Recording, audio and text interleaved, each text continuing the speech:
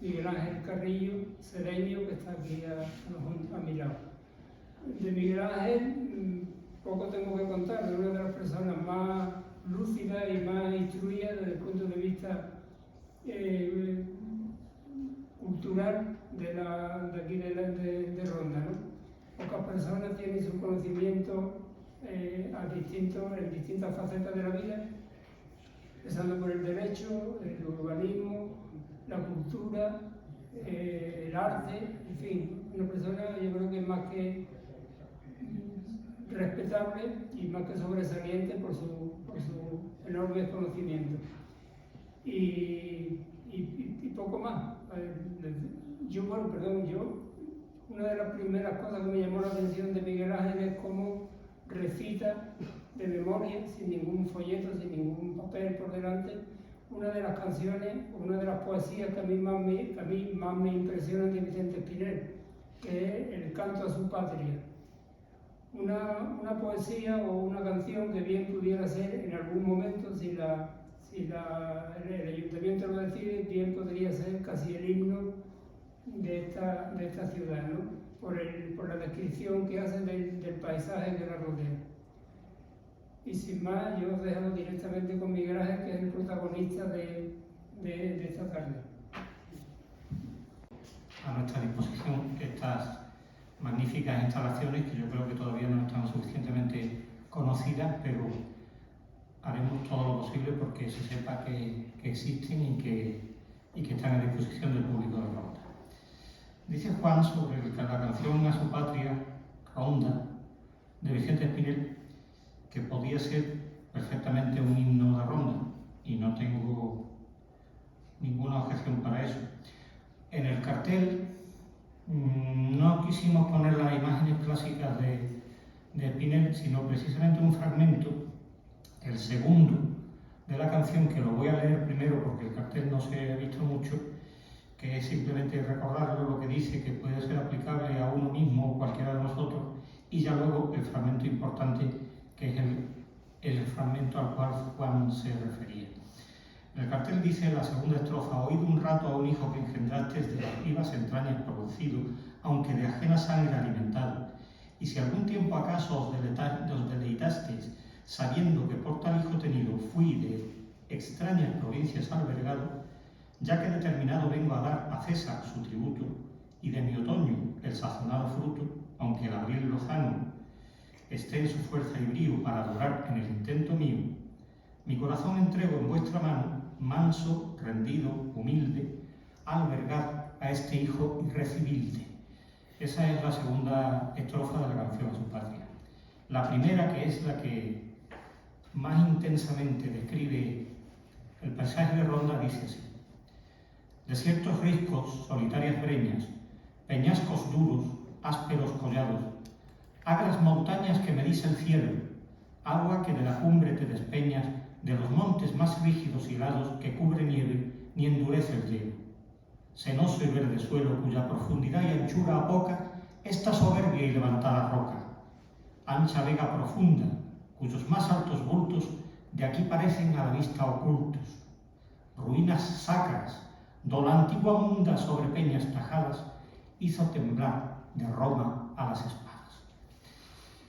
La despedida, yo creo que merecería la pena también leerla, porque a mí se me imagina que es el pensamiento que en la cabalgadura pudo tener Espinel cuando regresó a hacerse cargo de la capellanía, de cumplir sus obligaciones como capellán del Hospital de Santa Bárbara, que dice: llegado ahora al deseado puerto, en blando lloro el pecho enternecido, envía al rostro la señal del centro, que estas ardientes lágrimas que vierto no son causadas, no, del bien perdido, sino del gozo que se engendra dentro. Ya en tus términos entro. Salud y paz en Dios, tajadas peñas. Salud y paz, peñascos, montes, breñas, arboledas, corriente. Salud, paz, alegría, nobleza, amigos, sangre, patria mía. Salud, ciudad. Salud, plebeya gente. Salud, dichoso clero, de quien mi gloria y reparo espero. Saludad, canción mía, a quien os le llegue, y si acaso dijere que sois cansada y larga, decid que más lo fue mi ausencia amarga. Esto lo dice Spinel porque unos pocos de fragmentos los dedica al obispo de Málaga, que era su protector, y para hilarlo acude a figuras de la mitología griega y romana, y la canción es un poco pesada, desde mi punto de vista. Y él era conocedor de eso y por eso dice lo que dice. Bueno, vamos a empezar ahí podéis ver que le he puesto el título de la conferencia algunos apuntes Spinel, ahora veréis cuál. Elementos para el contexto rondeño y salmantino de un estudiante. Estos dos retratos son los más conocidos de Vicente Spinel. Yo creo que los demás son derivaciones de un tipo o del otro. Ninguno de ellos está hecho por un artista que lo conociera. Los dos son imaginarios. El primero es del siglo XVII, finales, comienzo del XVIII, y el segundo ya es del XIX. Es un grabadito que hizo un señor que ahora su nombre no lo recuerdo, pero que está puesto en el mismo grabado. Entonces me pregunto, ¿son verdaderos retratos? Ya os he contestado que mi opinión es que no. Entonces vamos a acudir al verdadero retrato. El verdadero retrato se utilizó en esta publicación, que fue la que resumió el 350 aniversario de la muerte de Vicente Spinel en el año 1974. La foto es de Marcelino Pajares y lamento no recordar ahora el nombre del alfarero que hizo el botijo con el bonete de barro. La broma está en que en una de sus poesías, que están en las diversas rimas, hay una carta que se llama Carta al Marqués de Peñafiel, Iván Tellez de Girón, y le cuenta muchas cosas. Y una es que tenía una relación epistolar Spinel con una monja, y la monja le había pedido un retrato. Y él dijo, sí, le voy a mandar un retrato para que aprecie, y luego se describe a sí mismo. La descripción es muy larga, pero es preciosa. Pero nos define su manera de ser y nos dice cuál es su verdadera apariencia. Dice el verso, como lo podéis ver en la pantalla: le envié por memoria de mi rostro un botijón con un bonete encima.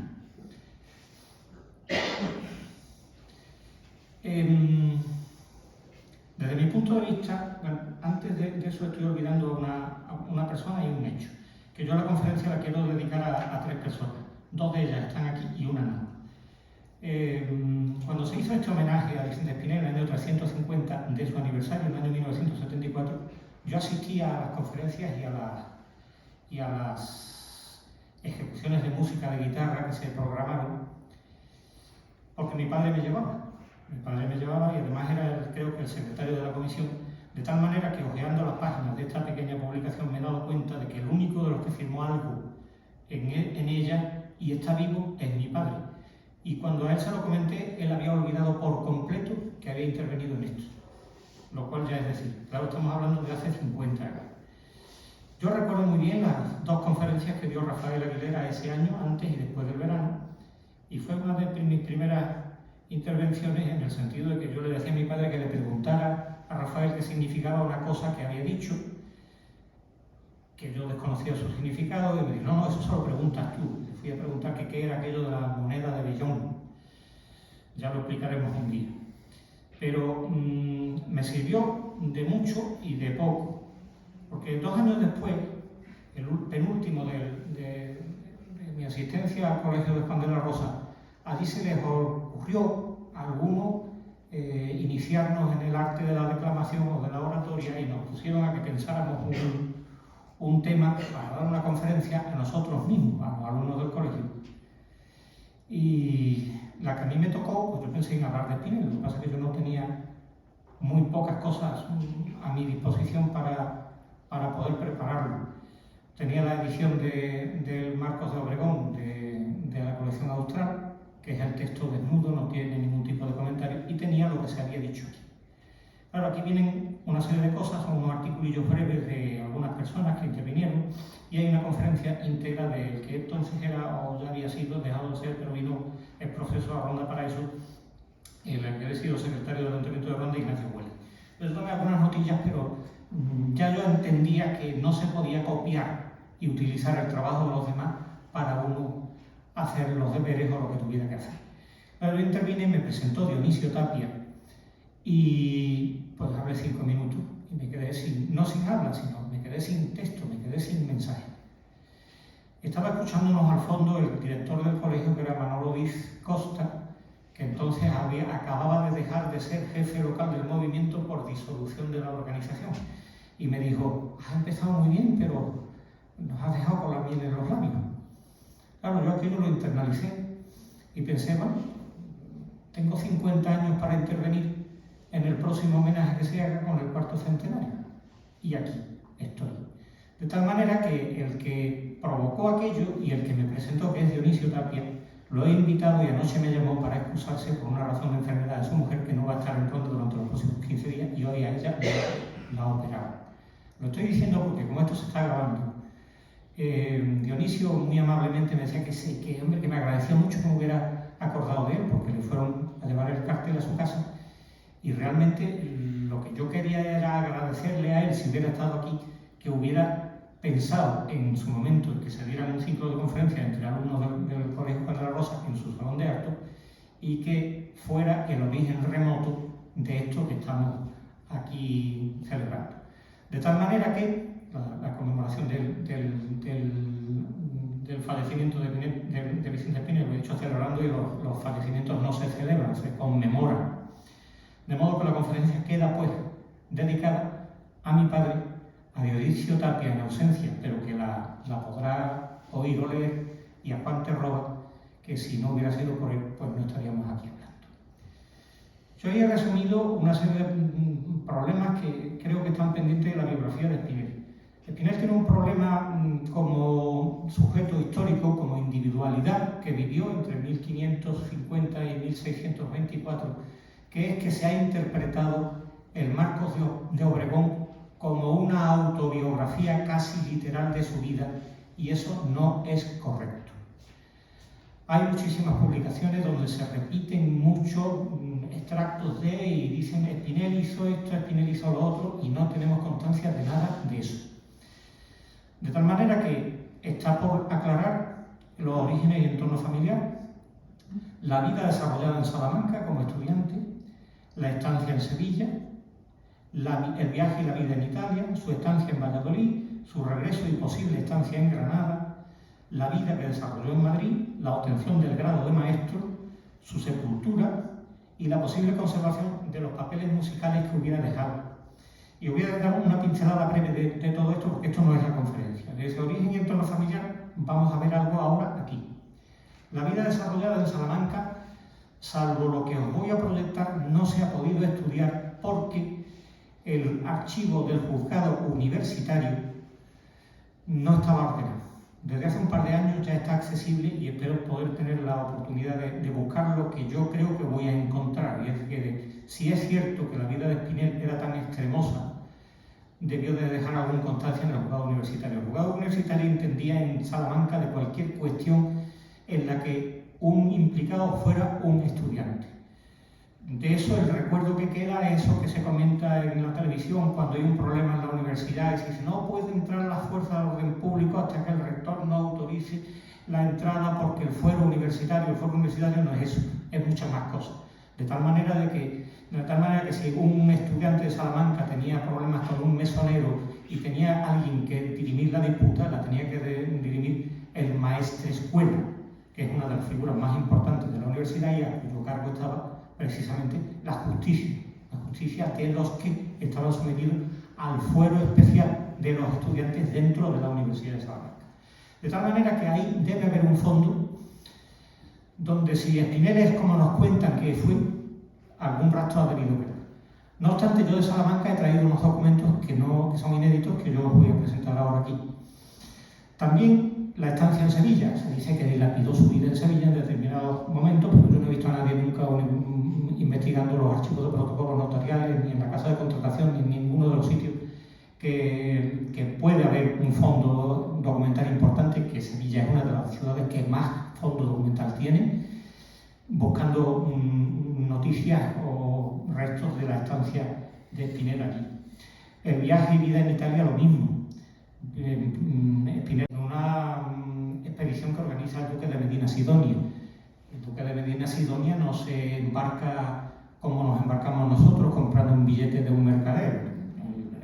El duque formó una armada para irse a Italia a desempeñar el cargo que el rey le había encomendado, y por tanto hay que bucear en los archivos del duque.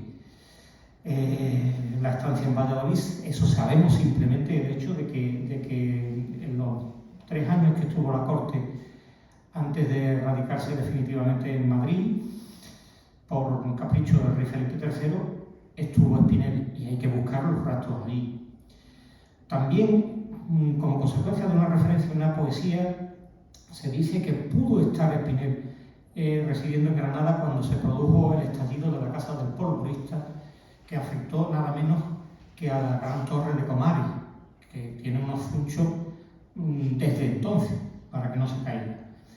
La vida en Madrid, cómo va a Madrid nuevamente, cómo va y viene de Madrid, cómo tiene el grado de maestro. Si habéis contemplado las portadas de las diversas rimas y del Marcos de Obregón, en las diversas rimas no dice nada del grado académico de Espinel, pero en el Marcos de Obregón se dice por el maestro Vicente Espinel.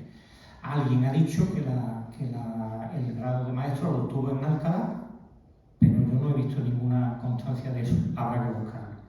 En cuanto a la sepultura, hay una discusión, aquí en la publicación esta se dice, queda aclarado que Espinel fue sepultado en la iglesia de San Andrés. No es lo que dice, o sea, la deducción que se hace de la copia de la partida de función no es correcta.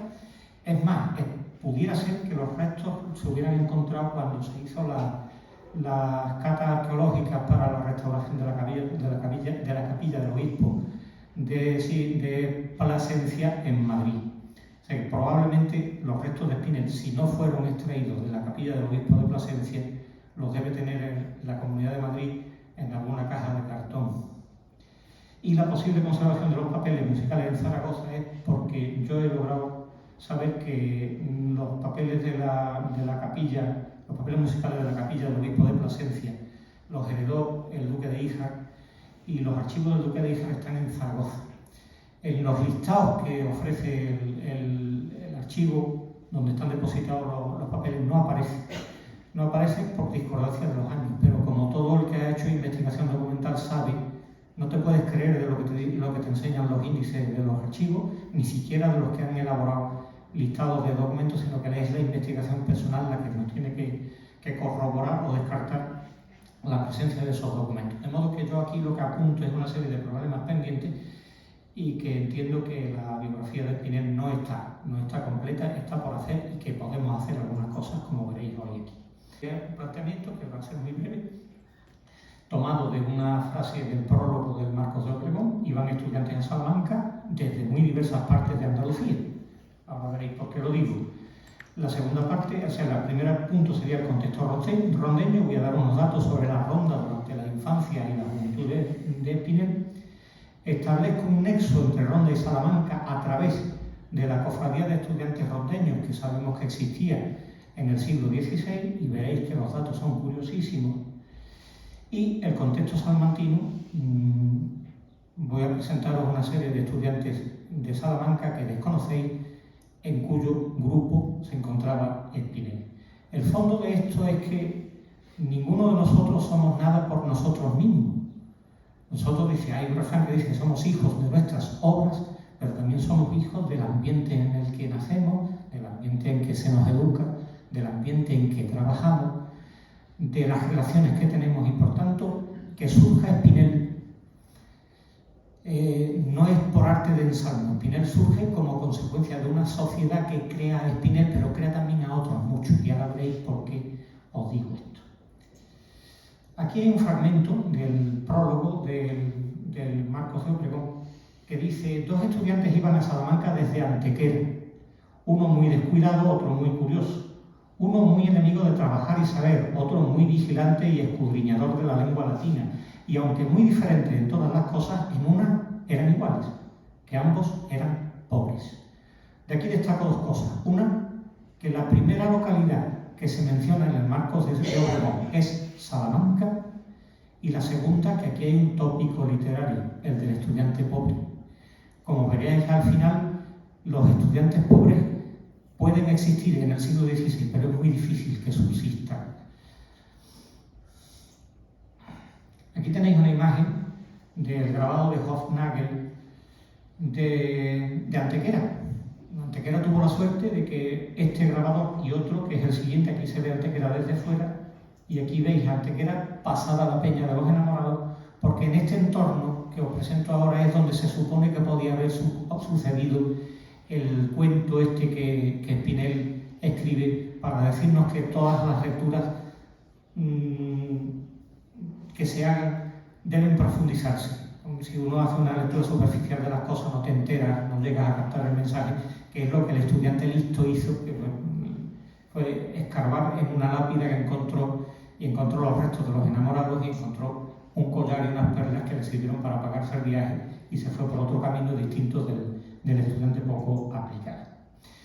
Claro, ahí lo que primero que nos llama la atención es, bueno, ¿por qué Espinel acudiría a hablarnos, por qué nos representó la anécdota a través de dos estudiantes de Antequera? Yo la respuesta no la tengo, puedo hipotetizar, probablemente porque no quiso poner en mal lugar a alguien de Ronda, podría ser, ¿no? Y la pregunta está clara, ahí tenéis, ¿qué estudiantes de Antequera pudo conocer Espinel? Pues yo voy a decir unos pocos. En el curso 1570-1571, y interrumpo para decir una cosa, tenemos constancia de la asistencia y de la matriculación de Espinel durante los años, el curso 1570-1571 y 1571-1572. Pero no estamos seguros de que fueran solo 2 años los que Espinel asistió a la Universidad de Salamanca. ¿Por qué? Porque el año inmediato anterior, que es el año 1569-70, el libro se ha perdido, no lo ha conservado la Universidad de Salamanca. Sin embargo, arrastrando los libros hacia atrás, vemos que algunos estudiantes que ahora van a aparecer aquí han estado en años previos. Entonces, no es descartable que Espinel asistiera a 3 cursos de la Universidad de Salamanca. El caso es que no lo podemos comprobar por la ausencia de ese libro. Este año, que sería el primero del que tenemos constancia, que Espinel asiste a los cursos de la Facultad de Artes, son el curso 1570-71, y ahí tenéis 6 estudiantes de Antequera: don Martín de Alarcón Ocón, Martín Alonso de los Ríos, Hernán Núñez Morillo, Juan Jorge Durango de Salazar, Gonzalo García de Yegros y Francisco Vázquez. Las fechas que veis ahí de noviembre de 1570 son las fechas de matriculación, las fechas en las que consta que se matricularon estos estudiantes de Antequera en Salamanca. Al año siguiente, el curso 1571-72, tenéis estudiantes de Antequera: Asensio Mejía, Cristóbal Durán, Gonzalo García de Yegros, Cristóbal Durán, 2 veces porque se matricula primero, no es un error mío, sino que se matricula primero en gramática y después se matricula en cánones, como veremos que hará un estudiante procedente de Ronda también más adelante, Francisco Muñoz y don Luis de Narváez. Estos estudiantes de Salamanca, ¿por qué los debió conocer Espinel? No solamente porque estaban en Salamanca, sino porque viajaba con ellos. Ahora veremos cómo. Repitiendo, usando la frase de Espinel, utilizándola nosotros, acomodándola a nuestro interés. Yo he puesto ahí, año 1570, 11 estudiantes iban a Salamanca no desde Antequera, como dice el cuentecillo de Espinel, sino desde Ronda. 1571, 8 estudiantes iban a Salamanca desde Ronda.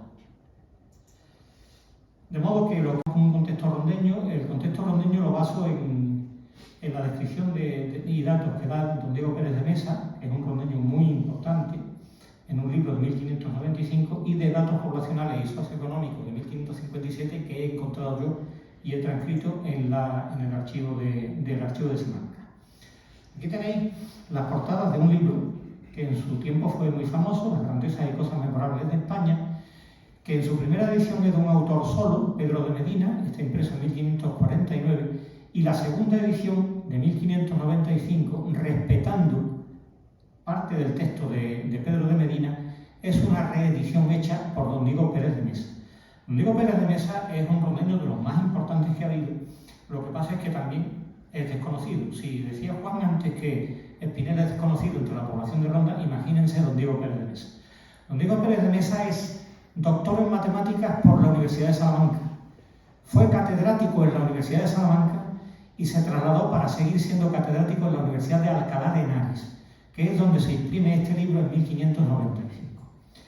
La primera página, bueno, aquí está el índice del libro en la edición de Pedro de Medina, cita ahí en verde la página donde está la referencia que hace a Ronda, y esto es lo que escribió Pedro de Medina sobre Ronda en la primera edición de su libro. Como veréis, es solamente un parrafito que está debajo de una representación de Ronda completamente imaginaria, porque a lo largo del libro el impresor le va cambiando algún detalle para poder hacer ver que es una imagen de la ciudad que se describe en la grandeza. Sin embargo, cuando don Diego Pérez de Mesa edita su edición, lo cambia de capítulo. Aquí está en el capítulo 39 y página 149. Esta es la primera página. Lo que hemos visto que antes era un parrafito son 19 páginas de texto de don Diego Pérez de Mesa. Este es uno de los documentos impresos más interesantes sobre Ronda que hay. Aquí don Diego Pérez de Mesa, que como era matemático le interesaban los datos y que la razón de reeditar las grandezas el libro de las grandezas de España es la de hinchar el libro, de dar a conocer datos que él sabía, cuando escribe de su ciudad, escribe largamente. Probablemente sea, ya veis, estando capítulos dedicados a Sevilla, a Córdoba, a Madrid, a Valladolid, probablemente sea el texto más extenso que escribe don Diego Pérez de Mesa. Y los datos son interesantísimos, porque ahí hay una topografía de la ciudad de Ronda. Él se imprime en 1595, la debió de escribir antes, pero una topografía que ha debido de variar muy poco, lógicamente porque en estos tiempos las ciudades y la sociedad variaban muy poco del tiempo del nacimiento de Espinel y de la infancia de Espinel. De modo que hay una descripción de la entrada a la fortaleza, de cómo está distribuida la fortaleza, de cómo está distribuida la ciudad, de cómo están distribuidos los servicios de la ciudad, las puertas, la producción de bienes que se hace en la ciudad.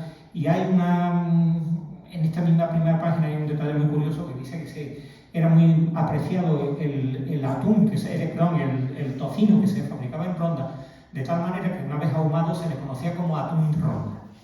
Y era muy apreciado por los. La documentación que he traído yo de Simancas, aquí os presento la primera página, que es una documentación fiscal. Ahí están reunidos una serie de vecinos.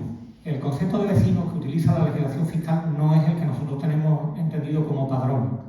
Todos los vecinos son habitantes, pero no todos los habitantes son vecinos. Ahí los vecinos están agrupados por titulares de familia. Cada cabeza de familia es el que aparece en el listado de este vecindario. Los datos son correspondientes al año 1558, pero el documento es de 1560, porque es cuando se le está tomando razón a los libros del escribano de renta para ver si eso que se había previsto recaudar en 1558, conforme a la previsión del repartimiento, se había llevado a cabo bien o no, porque no eran extrañas, sino muy frecuentes, las pérdidas de caudales, y por tanto se le hace una inspección al escribano de rentas para ver qué resultado da. Como consecuencia de eso, tenemos una revisión del empadronamiento a efectos fiscales de 1558 con las correcciones oportunas del año 1560. Esta es la primera página, ya ampliada para que la podáis ver. Y aquí os he resumido los datos que con carácter general nos ofrece ese documento. El vecindario total, 1.647 vecinos, es decir, 1.647 familias están reflejadas en ese documento.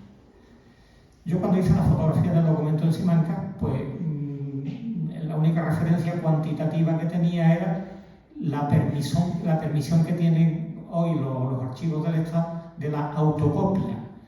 Antes estábamos a expensas de solicitar las copias, pagarlas previamente, esperar a que las imprimieran o hicieran y que te las remitieran y ahora existe la autocopia de tal manera que te ponen allí unos flexos y un lugar donde tú puedes hacer tus propias fotografías con una máquina o con el teléfono y con un límite de 50 páginas al día.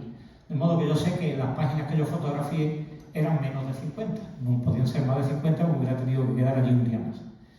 Lo que yo no esperaba encontrarme es que dentro del listado de esas fotografías hubiera 1.647 familias. Hay 1.647 nombres, pero nos refieren a más de 1.647 vecinos porque algunos están empadronados fulanito y su madre, menganito con su suegro, fulano y sus hijos, perengano y su suegra. O sea que hay un número superior de personas físicas, vamos a decirlo así, aludidas en el vecindario, en el repartimiento, en este listado de vecinos, que en principio, con cabeza de familia, son 1.647. Aquí en la columna de la izquierda he puesto collaciones. Las collaciones son los distritos en los que estaba dividida la ciudad de Ronda en aquel momento. Son 7 las que figuran ahí: Santa María, San Juan, San Sebastián en la Puente, Santiago en la Puente y el Espíritu Santo. Luego hay un arrabal viejo y los del barrio pueden presumir de que son sus calles las únicas, las que entonces existían, que están detalladas en este documento.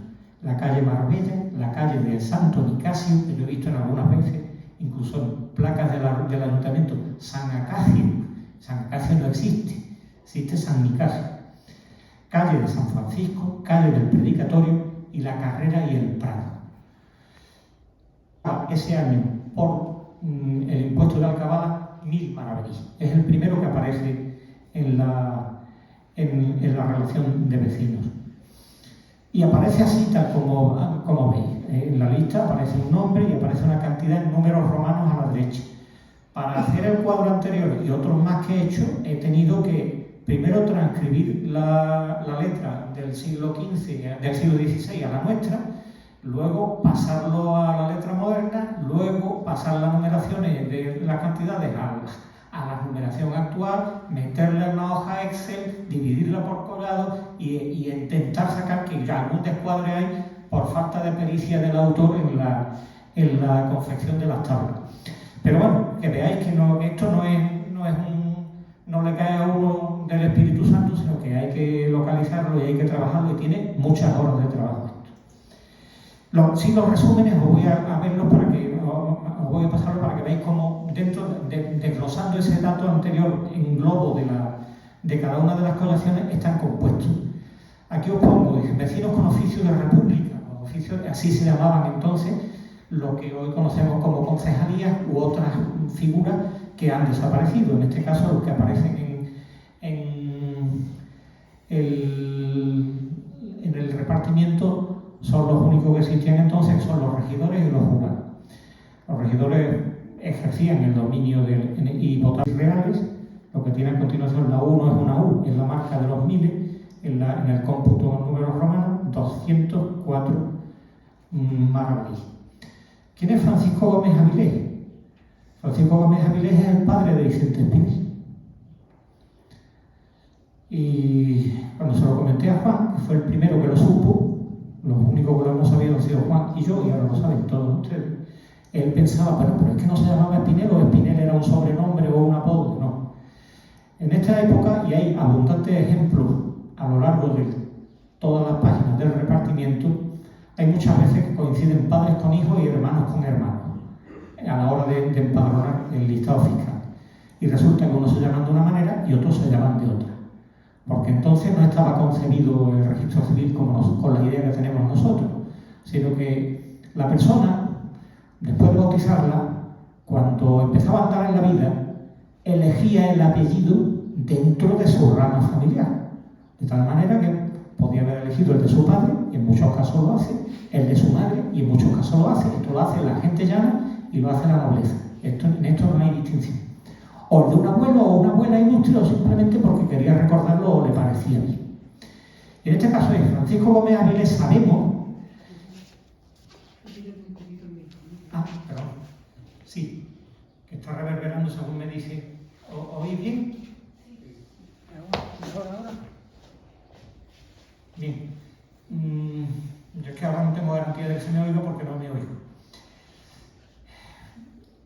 La partida de bautismo de Vicente Espinel la conocemos porque a lo largo del siglo XVIII se hicieron 2 extractos a petición de algunos individuos y luego esas copias recalaron en la Academia de la Historia.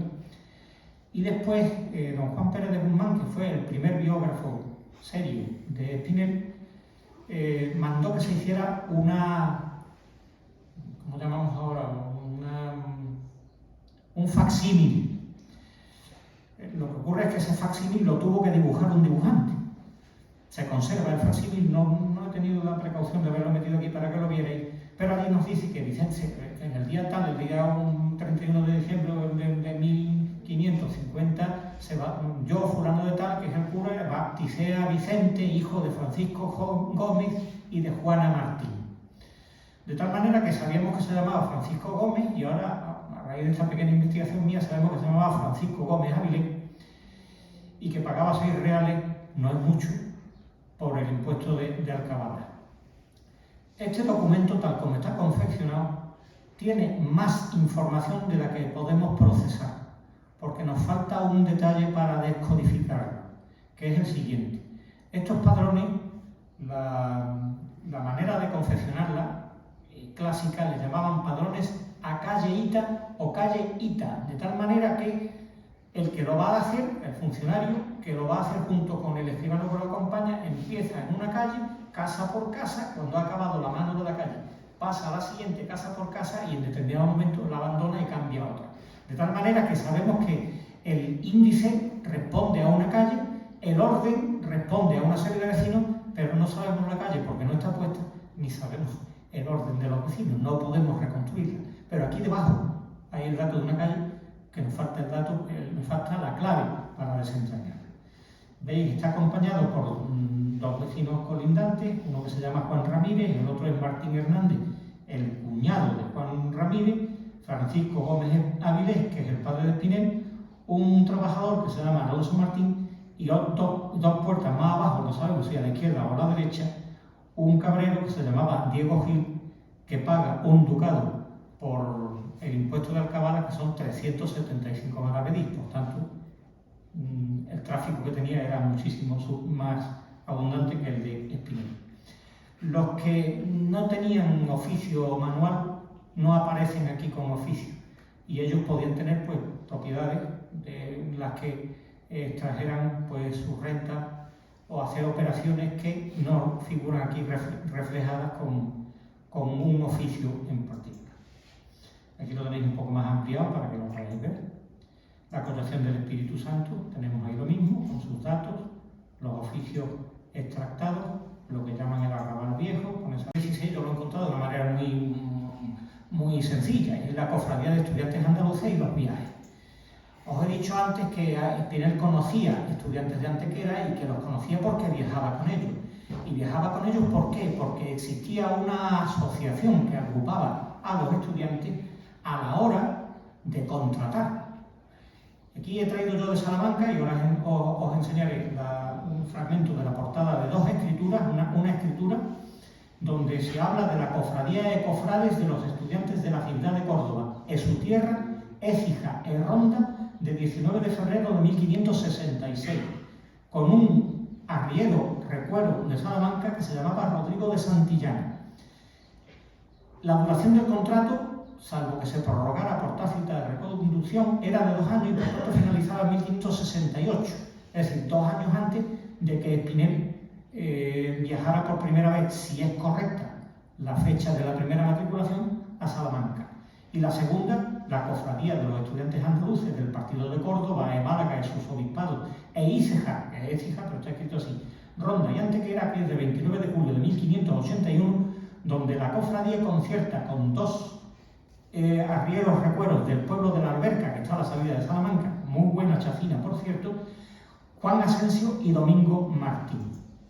Aquí tenéis una imagen de un fragmento de la portada de la primera escritura, una imagen de un fragmento de la primera hoja de la segunda escritura, y aquí está el convento de San Agustín, y no está por casualidad. Aquí está porque una de las escrituras dice que se firmó en el convento de San Agustín y parece ser, esto es cuestión de remover todavía muchísima documentación, parece ser que estaba radicada la cofradía de los estudiantes de estos pueblos andaluces en el convento de San Agustín. Este convento hoy está desaparecido, ahora os diré, y ahí vivió Fray Luis de León, estuvo sepultado Fray Luis de León. El convento es destrozado por el bombardeo de las tropas francesas primero y por el bombardeo de las tropas del duque de Wellington después, desaparece, y recientemente se ha encontrado, al hacer unas obras en un descampado, los cimientos de lo que fue el convento de San Agustín, que es esta fotografía que os presento aquí. De ahí lo interesante de ese concierto. ¿Qué hacían? Pues esta cofradía tenía un mayordomo, aparte del mayordomo, unos apoderados que actuaban en nombre de la cofradía, que a su vez actuaban en nombre de los estudiantes asociados, inscritos como cofrades en la cofradía, para beneficiarse de posibles descuentos. Hoy llamaríamos el transporte, cogéis el AVE, pues hay ofertas determinadas. Pues esto funcionaba, nada ha cambiado, han cambiado materialmente las cosas, pero el funcionamiento de la sociedad sigue siendo el mismo. Entonces, lo que hacían las cofradías estas era concertar un contrato colectivo con unas determinadas personas que les prestaran un servicio. Y aquí podéis ver las condiciones de uno de los contratos, uno es más amplio que el otro, pero con muy poca diferencia entre uno y otro.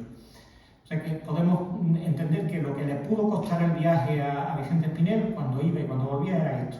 El transportista, el recuero, el arriero, se comprometía a poner a disposición de la cofradía 6 mulos de escoba para aportar atos, dinero y cartas que llevaran los estudiantes. El límite de viaje estaba tasado en 34 días de ida y vuelta. En la llegada, cuando llegaba a un sitio o a otro, pues no podía superar, si es para recoger estudiantes, más de 8 días. Para dar verde, para que consumieran la recua, los machos y la recua, hasta 16 días dentro de ese periodo. El peso se paga por cada arroba de peso en función de la distancia. De Salamanca a Córdoba y viceversa, 4 reales. De Salamanca a Málaga y viceversa, 5 reales. De Salamanca a Écija, Osuna, Estepa, Montilla, Aguilar, Lucena y Antequera y viceversa, 4 reales y medio. Y Salamanca, Ronda y viceversa, 5. Los estudiantes, por el solo hecho de ir en la expedición, cada estudiante entre Salamanca y Córdoba paga 26 reales y entre Salamanca, Málaga, Ronda paga 36 reales. Mula. Un estudiante puede pedir que le ofrezca el recuerdo una para él o hasta 2 mulas puede pedir. Y el concesionario, vamos a llamarlo así, tiene obligación de darle 1 o 2 mulas, las que pida. Ahí en ese caso ocurre que entre Salamanca y Córdoba le cuesta al estudiante 5 ducados y entre Salamanca, Antequera y Ronda 6 ducados. El dinero, transportan estos recuerdos, también transportan dinero. Está mi hijo en la universidad, voy a mandarle dinero. No lo hace a través de Unicaja, lo hace a través del recuerdo. Y mandar dinero le cuesta al remitente 26 maravedís por cada 1000. Si es entre Córdoba y Salamanca, si es entre Salamanca, Málaga, Ronda, Écija y Antequera, 30 maravedís. Llegamos a Salamanca, los estudiantes de Ronda que se relacionan con la universidad. Curiosamente, en el año 1570, este autor que está ahí, de nombre casi impronunciable porque es holandés, Anton van den Wingaerde, es en 1570 cuando dibuja una serie de vistas de España, y una de ellas es la de Salamanca. Ahí lo tenemos. Esto es lo que vio Espinel y sus compañeros cuando llegaron, si fue la primera vez que fue, en 1570, a Salamanca. Esa es la Salamanca que podía ver. Aquí vemos el puente. El puente está muy transformado de entonces a ahora. Puente del Tormes. Aquí hay la zona de la derecha del dibujo. La zona del centro está la catedral, la segunda catedral de Salamanca en construcción. Está la primera, que la catedral de Salamanca, cuando se hizo la segunda, no se derrumbó la primera, están conectadas por dentro. Y aquí, a la izquierda, se ve no sé si el puntero lo señalará, aquí se ve, aquí está la fachada de las escuelas mayores, lo que nosotros conocemos como la portada magnífica plateresca de la Universidad de Salamanca. Esta es la portada del libro de matrículas de 1570, Sit nomen Domini benedictum, bendito sea el nombre del Señor. La matrícula de 1570 en 1571. Lo que dice al pie, debajo de la columna con la cruz, que es la matrícula de todos los estudiantes de la Universidad de Salamanca, siendo rector el excelentísimo y magnífico señor tal y el secretario de la universidad. Esta es la primera página de la matrícula de los propios maestros y doctores y licenciados. Es que allí la matrícula se hacía, allí no se matriculaba cada año solamente el estudiante, sino que se matriculaba también el profesor. Comienza viernes, víspera de Señora Santa Catalina, 24 de noviembre. Es que no lo veo con la gafas. Se matricularon los siguientes, y el primero de ellos es el rector. Aquí tenéis el claustro de la Facultad de Artes. Estos son aquí está la matriculación con el juramento, donde se hace dentro de la capilla de las escuelas mayores de la universidad, y el juramento que hacen los profesores. Este es el claustro de artistas, el claustro de profesores de la Facultad de Artes en 1570 y 1571. Los profesores que daban clases, los profesores que dictaban lecciones a las cuales podía asistir como oyente Espinel. Aquí está el célebre Abad Salinas, el ciego, del que se habla de manera elogiosísima como músico en el Marcos de Obregón. Aquí está el claustro de artistas en el siguiente curso, en 1571 y 1572. Esta es una imagen de la matrícula primera, si es correcto, de Espinel, 1570, curso 1570-1571, 14 de noviembre de 1570, el día de mi cumpleaños, se matriculó Espinel. Ahí os pongo el folio y dice, aquí entre medio, es el que tiene el aspa en la izquierda, 14 de noviembre, folio dice Vicente Martínez, natural de Ronda, diócesis de Málaga.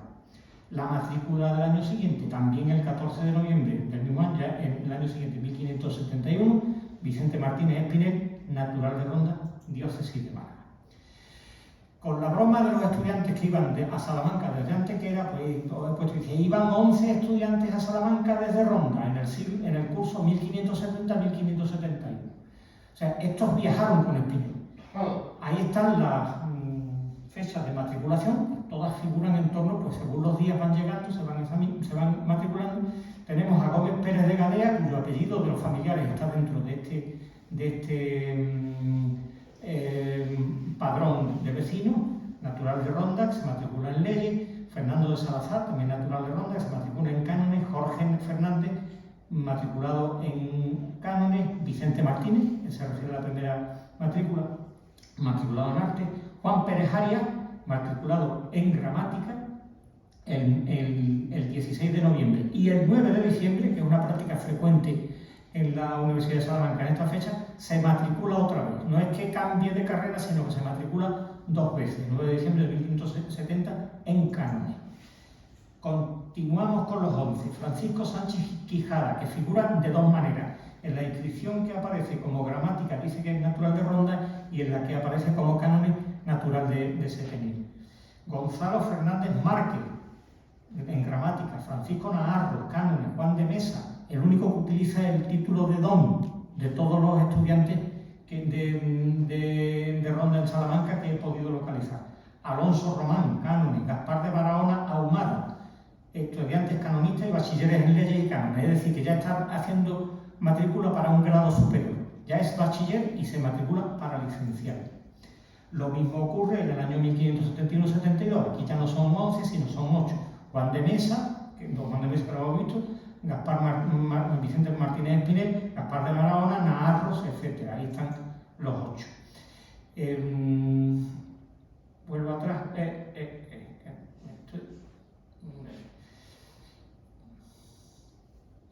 Estos estudiantes que tengo yo aquí listados, algunos de ellos han estado estudiando previamente en la Universidad de Salamanca, de tal manera que en los libros, cuando se retrocede, aparecen, hasta que aparece la primera matrícula de ellos.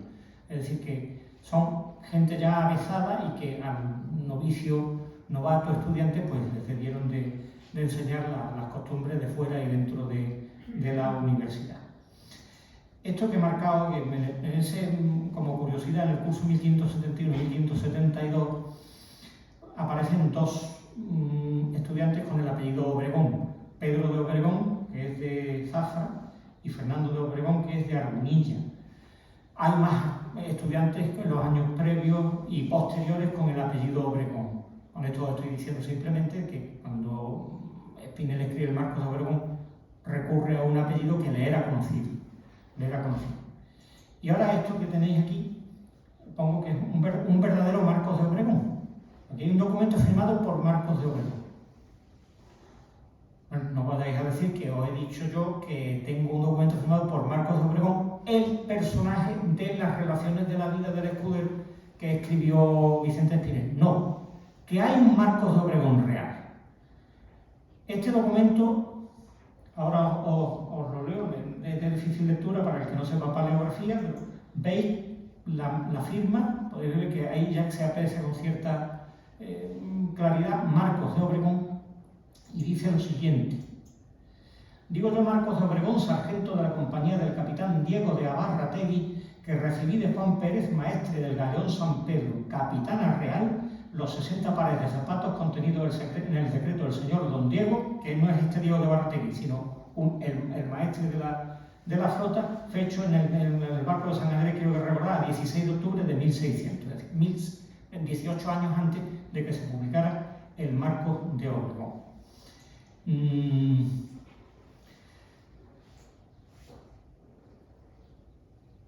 Este documento está en Lisboa.